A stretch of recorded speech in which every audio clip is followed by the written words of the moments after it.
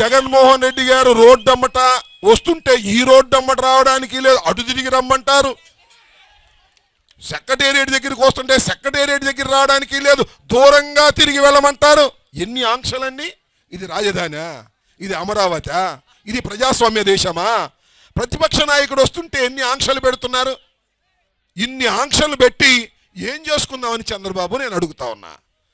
ఇప్పుడు ఒక రకంగా రాదు. నేను ఇందాక ఎవరో చెప్పారు, సెక్రటేరియట్లోనంట ప్రధాన ప్రతిపక్ష నాయకుడికి బాత్రూమ్ అంత రూమ్ పెట్టారట.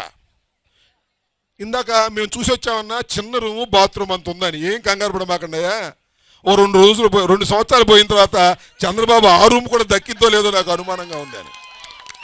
సో చట్టాలని, పోలీసు వ్యవస్థని అడ్డం పెట్టుకొని చంద్రబాబు నాయుడు గారు విర్రవీగుతూ ఉన్నాడని మనం చేస్తున్నా. న్యాయమైనటువంటి చట్టాలని, ధర్మమైనటువంటి చట్టాలని నలిపేసి ఏదో ఒక విధంగా దౌర్జన్యం చేసి గెలవాలని ప్రయత్నం చేస్తున్నాడు రాజధానిలో. అది సహించే ప్రశ్న లేదు వైఎస్ఆర్ కాంగ్రెస్ పార్టీ అని మనం చేస్తున్నా. చంద్రబాబు నాయుడు గారు అనేకమైన చట్టాలను కలరాసి దౌర్జన్యంగా, అన్యాయంగా, అక్రమంగా ఇవాళ ఈ రాజధాని నిర్మాణాన్ని చేయాలని ప్రయత్నం చేస్తున్నారు.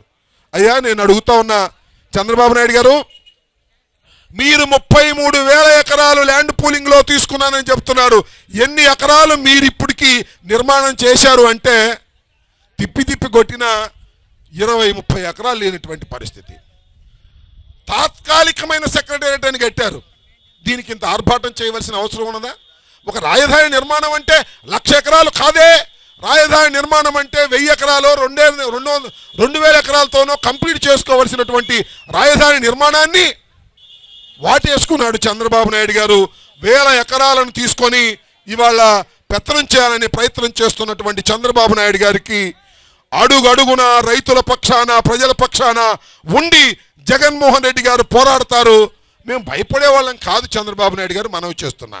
ఎందుకంటే నీకు భయపడటమే కాదు, ఈ భారతదేశానికి ఏకఛత్రాధిపత్యం వహించినటువంటి కాంగ్రెస్ పార్టీ అధినేత సోనియా గాంధీకే జగనన్న భయపడలేదు. నువ్వు ఒక లెక్క అని మనవి చేస్తున్నా.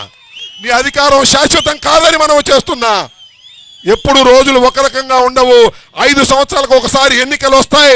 5 సంవత్సరాలకు ఒకసారి ఎన్నికలు వచ్చిన తర్వాత ప్రభుత్వాలు మారుతాయి.